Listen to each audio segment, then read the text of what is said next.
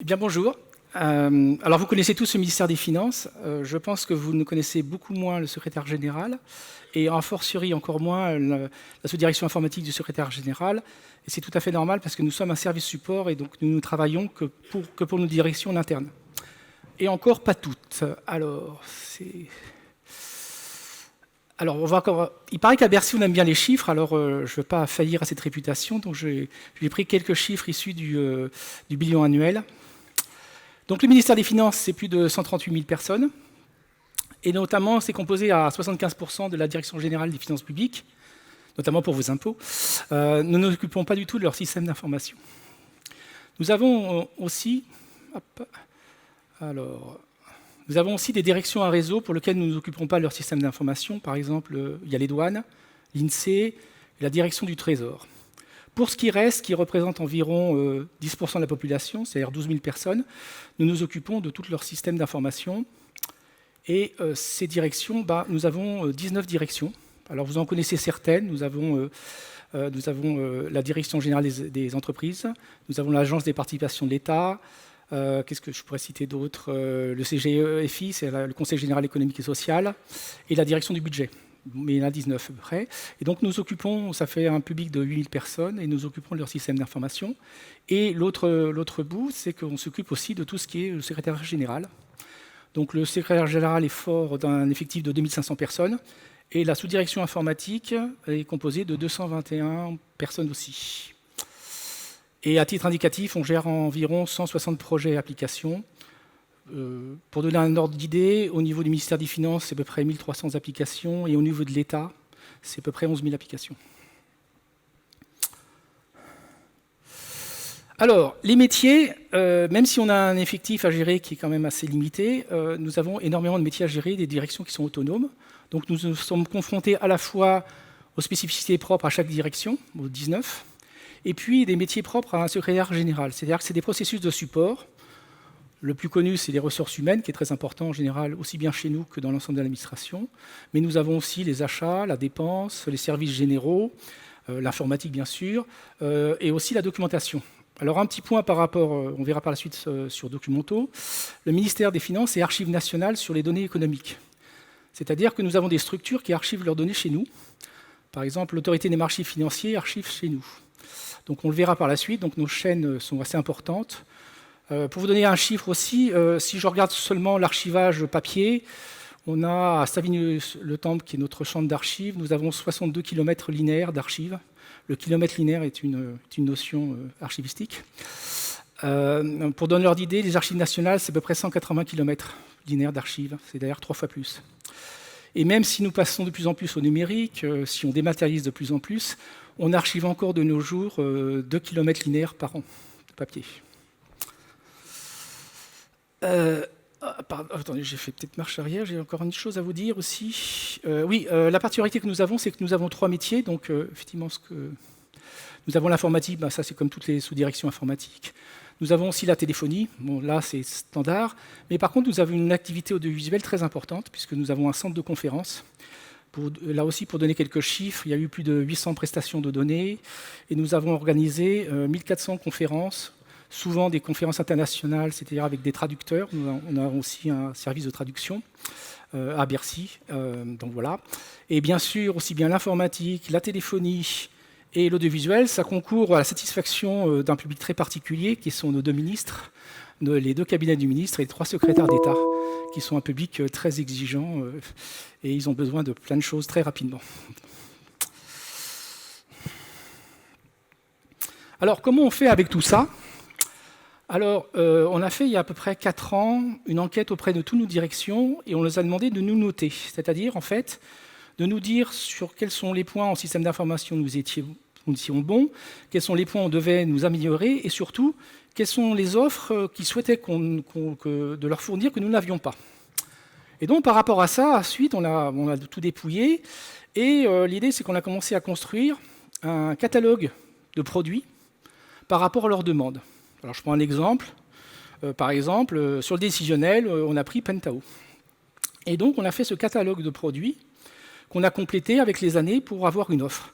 Alors, faire un catalogue de produits, c'est assez facile, hein. Alors, on a pris des produits logiciels libres, on a pris des logiciels payants, on a pris des applications internes. C'est assez facile. Après, ce qu'il faut définir, c'est une offre. C'est-à-dire, en fait, qu'est-ce qu'on va acquérir comme savoir-faire en interne? Quels sont les savoir-faire qu'on va déléguer à des sous-traitants? Quelle offre de service, jusqu'où allons-nous en conseil, en assistance? Comment nous allons apporter un service à nos directions? Donc, c'est ça qui est un peu plus difficile à mettre en œuvre. Et donc, on a construit ce qu'on appelle des briques, c'est-à-dire ce catalogue produit. Dans notre terminologie, on appelle ça des briques blanches. Et puis, éventuellement, pour certaines de ces briques, je reprends toujours l'exemple de Pentao. Pour faire des dictionnels, le produit, OK, ça va être ce Pentao, mais faire du développement spécifique, eh bien, il faut le spécialiser. Dans notre jargon, on appelle ça des briques blanches. Et donc, il y a des déclinaisons en fonction des différents choix. Pour Alfresco, c'est simple. En GED, c'est Alfresco Entreprise qu'on a choisi. Alors, tout ça, on le met dans un catalogue et on a une politique d'urbanisation, de positionnement de toutes ces applications qu'on met à jour périodiquement, chaque année, pour faire sortir des produits, en rentrer d'autres, et aussi se poser des questions au niveau applicatif, parce qu'on a aussi pas mal d'applications qui peuvent être encore plus mutualisées. Alors, par rapport à l'historique, pour ceux qu'on connu, on avait des petits applets, des web services, etc. Donc, on empile. Et notre vision, c'est d'avoir des briques qui soient de plus en plus importantes, en fait, et non pas d'avoir que des microservices, ce qu'on faisait autrefois, en fait. Alors ça, c'est une petite vidéo. Attendez, je vais peut-être faire marche arrière. L'idée, c'est de vous montrer une petite vidéo où on a mélangé à la fois des offres qu'on a dans notre catalogue de services et aussi des applications qui sont à disposition de l'ensemble de notre direction. Et c'est une petite vidéo qu'on a fait en interne pour les nouveaux arrivants, en fait, et c'est affiché sur le portail interne.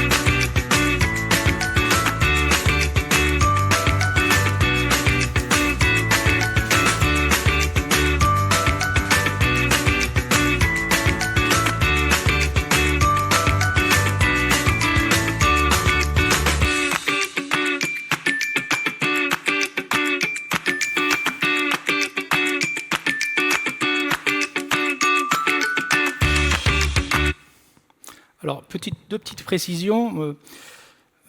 On a des applications qui sont sur ce qu'on appelle l'action sociale. C'est bien évidemment pas réservé uniquement au secrétaire général ou à l'administration centrale, c'est pour l'ensemble du ministère. Je ne vais pas entrer dans les détails, mais on a des applications qui sont soit pour tout le ministère, soit qui sont interministérielles.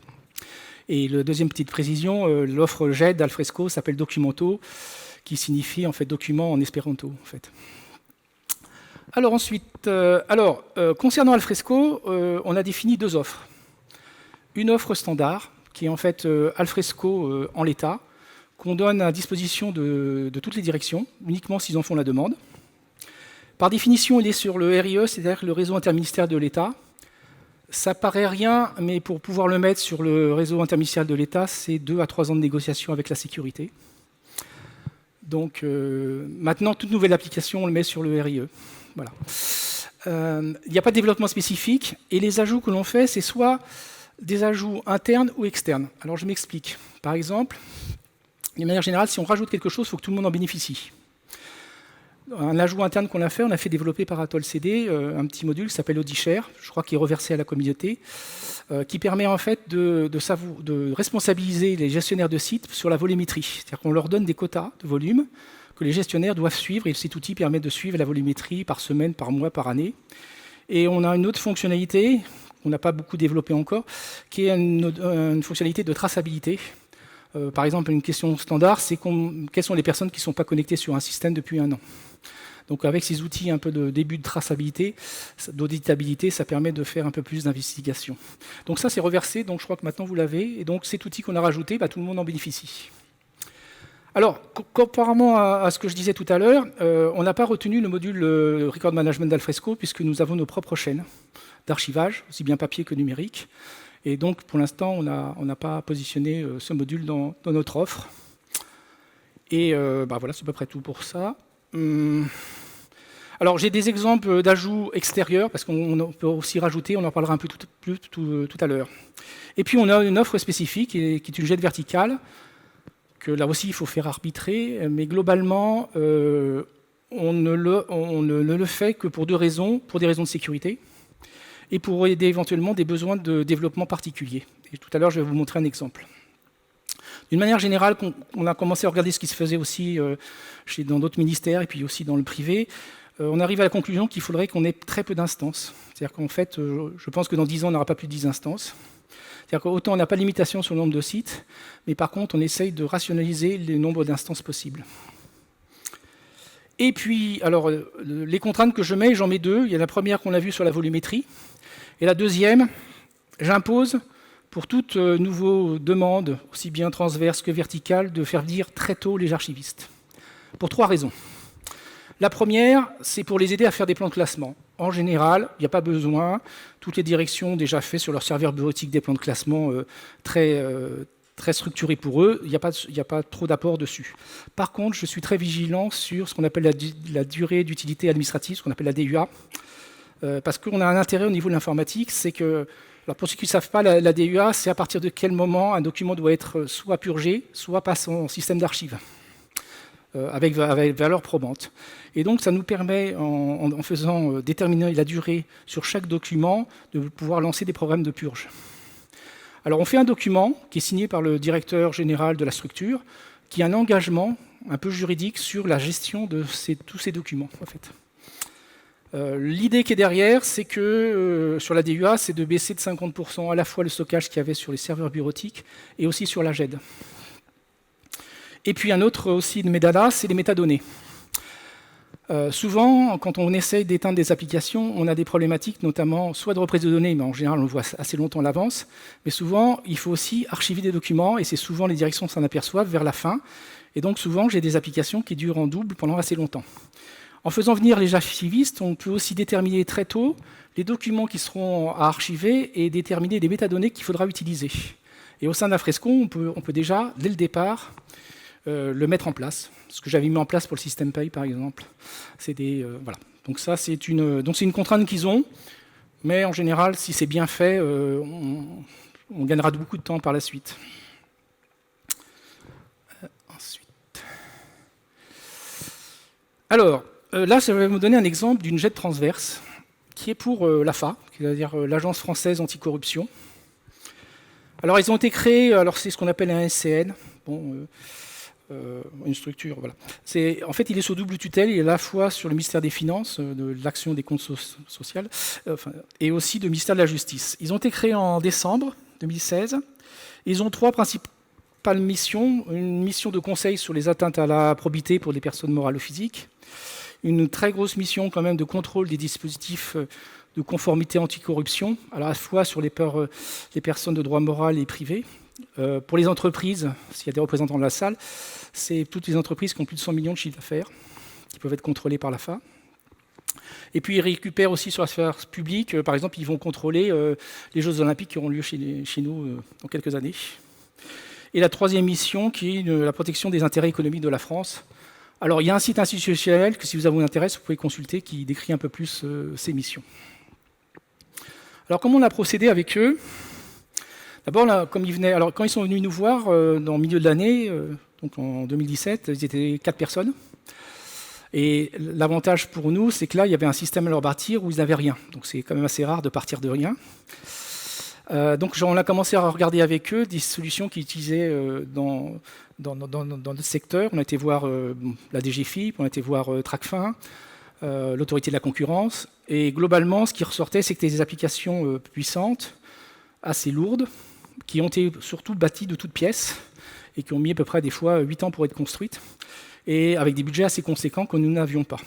Alors j'avais déjà à l'époque l'idée de construire une solution bâtie uniquement sur Alfresco, mais je n'avais pas d'exemple à leur montrer en interne, donc j'ai regardé un peu ce qui se faisait à l'extérieur, et on a été voir Agrimer, France Agrimer, qui en fait s'occupait du suivi des dotations européennes sur la pêche, avec un système assez structuré de suivi, de workflow associé.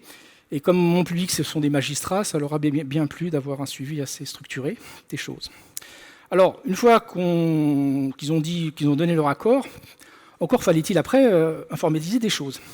Alors pendant un an, parce qu'au début c'était 4, puis à un moment donné ils sont arrivés à 8, je les ai fait travailler, parce qu'en général quand une direction vient me voir pour l'informatique, je commence toujours à leur donner du travail. Et donc pendant un an, je les ai formés à la démarche de modélisation des processus, et ensuite je leur ai fait faire une cartographie des processus, de macro-processus au début, puis ensuite un certain nombre de processus à l'intérieur, parce que je voulais qu'on informatise des documents qui sont quand même un peu structurés. Et donc les personnes qui étaient arrivées étaient essentiellement des gens qui étaient spécialistes sur les contrôles des entreprises. On a fait un démonstrateur. Alors, mon jargon démonstrateur, c'est quelque chose que je ne jette pas, puis en français c'est mieux. Et donc on leur a fait faire un démonstrateur sur le processus de gestion des contrôles des entreprises. Donc là par contre, ce que j'ai fait, je n'ai pas pris un bout, j'ai pris la totalité du processus, j'ai retiré toutes les variantes, et j'ai rajouté quelques fonctionnalités qui pouvaient servir, style génération automatique de rapports, publipostage et ainsi de suite. Et ça, on a fait faire les développements, et on a montré ça à l'AFA, qui a dit que ça le satisfaisait bien, et ensuite de ça, on a généralisé pour faire un peu le projet, sur un certain nombre de processus. L'optique que l'on a, c'est de faire du zéro papier.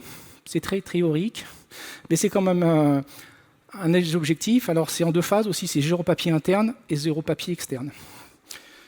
Alors pour l'AFA, le but aussi, c'est que je vais mettre toute l'AFA dedans, c'est-à-dire tous les processus, toute l'activité de l'AFA, c'est-à-dire aussi bien le secrétaire général, les ressources, c'est-à-dire tout. À peu près. Alors ça sera, pour l'instant, pour donner l'ordre d'idée, la première version, on va la passer en production, on a des tests d'homologation, parce que c'est quand même très sécurisé ces choses-là. Ils vont avoir un effectif d'à peu près 70 personnes à terme. Pour ceux qui aiment les méthodes, c'est des développements par sprint. Alors, c'est des méthodes agiles, avec, j'ai rajouté un peu de Kanban et un soupçon de Meurice, parce que j'aime bien le fonctionnel. Voilà. Et ça permet de faire du lotissement beaucoup plus facile quand il y a une structure fonctionnelle derrière. Voilà. Je crois que j'ai tout.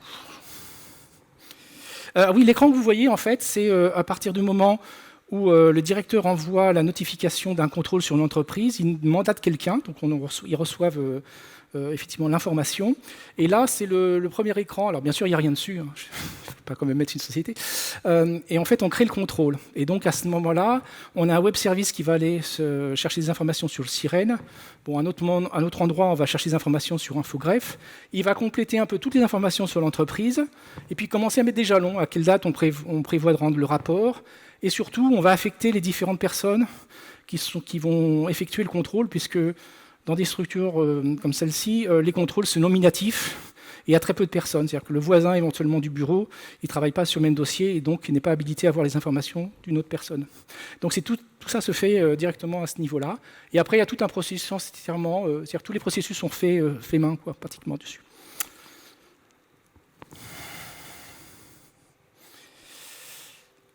Alors, quels sont les bilans et où en sommes-nous ? Alors, sur la jet transverse, on a 16 structures actuellement. On avait fait une première instance sur 1000 personnes. Et là, on vient de terminer la construction d'une infrastructure qui pourra aller jusqu'à 9000 personnes, qui est à peu près notre cadre maximum d'intervention. Avec bien sûr des étapes, puisque d'abord, on a la validation par le secrétaire général de mettre tout l'ESG, donc c'est 3000 personnes à peu près.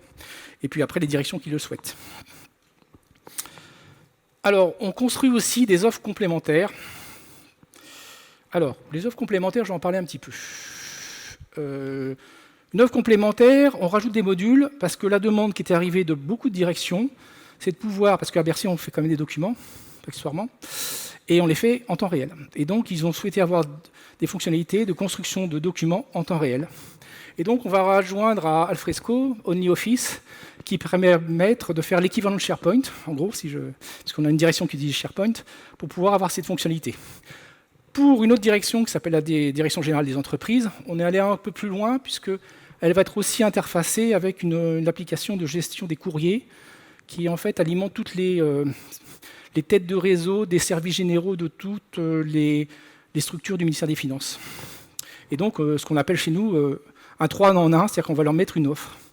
Parce que là, pour entrer un peu plus dans le détail sur la direction générale des entreprises, c'est une direction pilote sur une très grande réorganisation. À la fois, il y a une restructuration de leur métier et en même temps, ils passent tous en mode projet.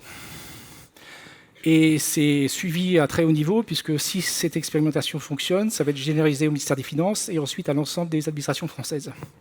Et donc, c'est pour ça qu'ils sont venus nous voir en disant « Donnez-nous des outils qui permettra de faire un peu plus de modernité dans notre structure ». Au niveau des jets verticales, on en a 3 actuellement. Il y a une demande qui est en cours d'instruction. Vous voyez, on y va doucement. Les projets, on en a plein, comme tout le monde d'ailleurs. Alors, on a un projet qui est d'avoir une offre sur Internet. Alors, en théorie, j'aimerais bien que sur le RIE, on puisse sortir sur Internet. Je pense que j'en aurai pour 2-3 ans de négociation aussi. Et si ça n'avance pas trop, on créera directement une instance sur Internet en direct. Et puis les autres projets qu'on a, alors je passe assez vite parce que c'est un peu du standard sur les projets d'ossérisation de signature électronique. Alors nous, on le fait en la signature, on le fait en 2 temps. On fait d'abord les visas et puis après les signatures avec certificat, voire la demande, ce qu'on appelle de double signature. Je ne vais pas trop entrer en détail dessus. Et puis par contre, je vais m'attendir un peu sur le text mining, c'est-à-dire en fait la fouille de texte. Bien sûr, chez nous, on fait des lacs de données de plus en plus. Alors j'essaye de veiller à ce qu'il n'y en a pas partout, parce que sinon on va se noyer. Mais notre besoin premier, à notre niveau, c'est rechercher beaucoup d'informations dans les documents. C'est-à-dire qu'on peut coupler avec des bases de données extérieures, on peut coupler avec des lacs de données, mais on a énormément à Bercy d'informations dans les documents, et c'est ça qu'on veut chercher. Alors on va commencer doucement. On est en train d'expérimenter le fait de coupler ça avec... alors on va voir si on couple en dehors ou dans Alfresco, d'utiliser Sinequa. C'est des moteurs qu'on va faire de l'apprentissage dessus. Mais sans doute, on va aller vers des moteurs, sans doute, gérer encore plus de l'intelligence artificielle et sans doute avec des représentations graphiques. Alors d'une manière générale, ce que j'entends depuis ce matin, on parle de passer du numérique au digital, etc. L'intelligence artificielle, on va la voir partout et à très grande maille, parce que vous ne voyez que 10%, mais on en met partout. Voilà. Et puis j'ai une problématique aussi sur le positionnement d'Alfresco par rapport au système d'archives et aussi par rapport au portail. Notre portail institutionnel, pour donner l'ordre d'idée, fait 3500 pages. Donc on a un peu confondu communication et information, et donc ils sont très lourds. Et donc pour les décharger un peu sur les documents très lourds, on envisage de l'utiliser pour le mettre dans une GED. Il y a une problématique aussi qui n'est pas forcément la nôtre, mais qui est peut-être chez vous. Si je reviens un peu sur des notions d'archivage, on avait ce qu'on appelle la théorie des 3 âges, et avec le numérique se pose la problématique de savoir où on met l'archivage intermédiaire, qui en fait n'existe plus quand on fait du numérique. Donc soit on peut le mettre du côté des systèmes d'archivage, soit on peut le mettre du côté d'une GED. Donc il y a toute une réflexion que l'on a sur le positionnement des archives intermédiaires, qui ne sont pas du stockage, parce que les métiers confondent les deux. Donc savoir où on va le faire, et puis bien sûr on envisage d'avoir à terme une interface éventuellement CEDA entre Alfresco et nos systèmes d'archivage. Voilà un petit peu.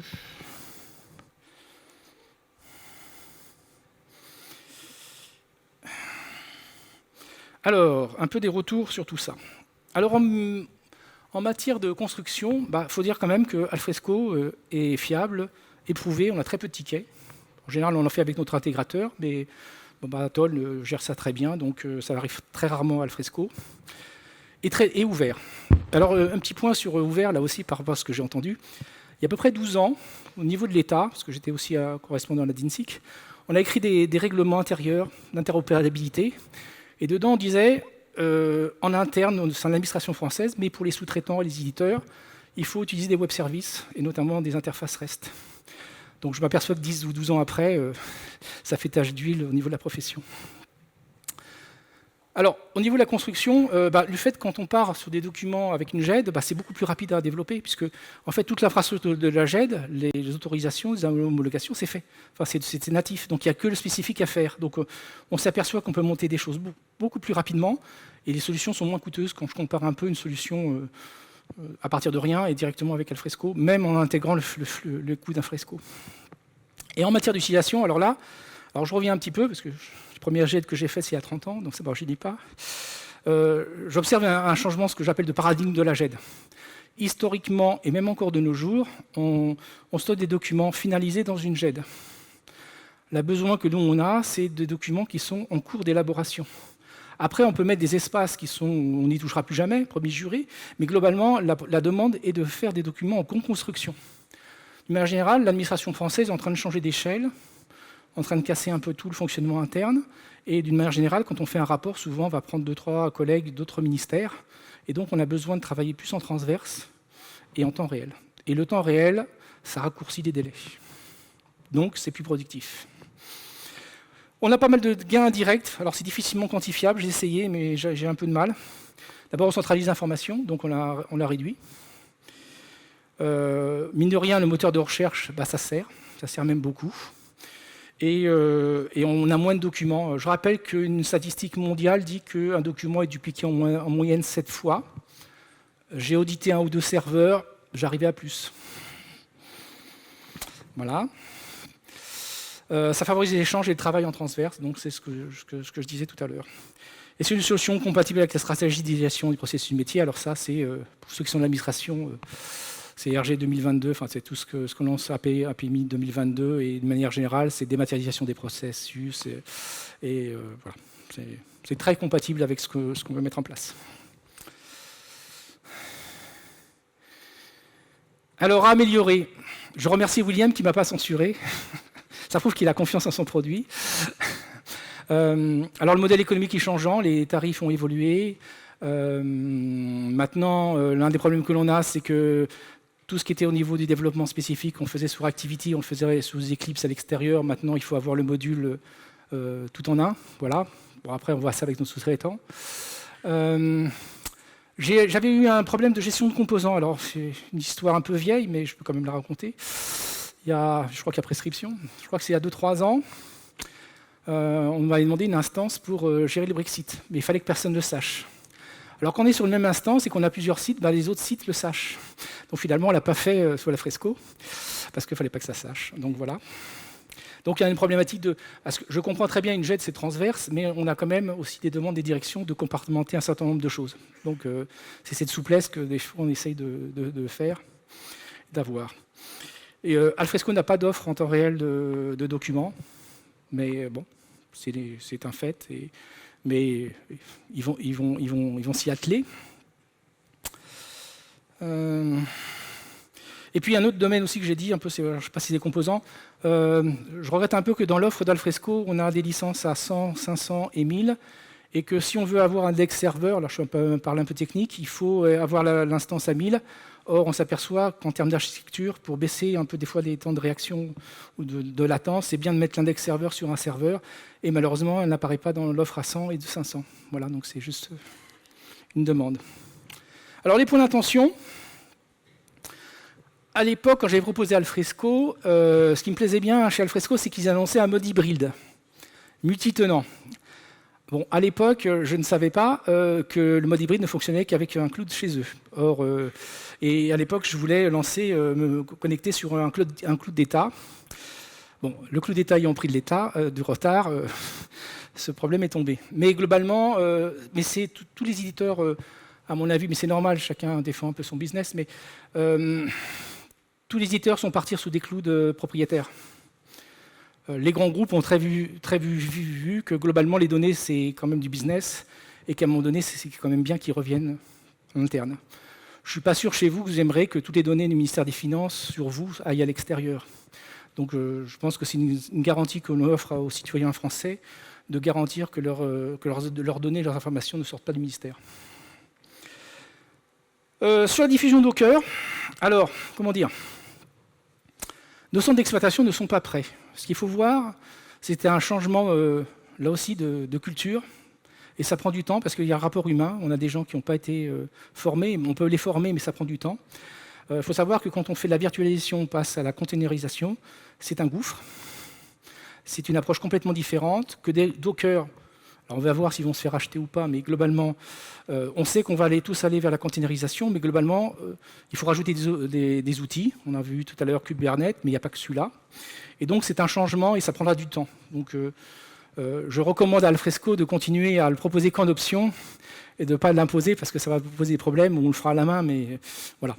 Mais sinon, on va y aller tous, mais on n'est pas prêt. Voilà. Alors, l'authentification, vous utilisez tous France Connect, par exemple, si vous allez voir Sécurité sociale. On a deux protocoles qu'on utilise en interne de plus en plus, France Connect Agent et France Connect Entreprise. Donc France Connect Entreprise, j'en parle pas, mais France Connect Agent, on a vocation à mutualiser la connexion de tous les agents de l'administration française entre eux. Alors après, il y a la carte agent qui revient maintenant, mais voilà. Mais globalement, si à terme un des systèmes sort, on va demander aux éditeurs de proposer ce protocole en natif pour qu'on puisse faire une liaison un peu automatique avec ces protocoles-là, à la place de SAML pour ceux qui connaissent. Voilà. Et puis, alors ça c'est aussi mon dada, le modèle encryption. Alors c'est Alfresco est au courant. Bon, sans entrer dans le détail, à l'AFA, nous avons des données de confidentielle défense. Donc là, j'ai pas de souci. On a des réseaux gérés par la Défense nationale pour tout ce qui est confidentielle défense. Mais j'avais la problématique de la diffusion restreinte. Et donc, j'ai vu le module qui s'appelle encryption qui permet de chiffrer les instances. Et pendant un certain temps, j'ai cherché avec Alfresco un référencement soit auprès de l'ANSSI, qui est donc l'Agence nationale de sécurité des systèmes d'information de l'État, soit dans une autre agence qui a des accords avec l'ANSSI, pour utiliser encryption à condition qu'il y ait un label de niveau diffusion restreinte. Malheureusement, on n'a pas trouvé une reconnaissance et faire une homologation, c'est pratiquement 2 ans. Alors, ce besoin est tombé parce qu'est arrivée la demande des télétravailleurs. Et les gens chez nous se connectent avec des puces sécurisées, mais qui n'ont pas ce qu'on appelle le RGS 2 étoiles. Donc, j'ai retiré la diffusion restreinte. Mais, pour Alfresco, ça peut les intéresser, j'ai quand même des directions qui arrivent, qui collectent des informations sur l'entreprise avec de la diffusion restreinte aussi, voire plus. Et donc, j'ai des demandes qui vont arriver. Je crois que j'ai fini, il me semble. Bon, merci de votre attention. Merci beaucoup pour...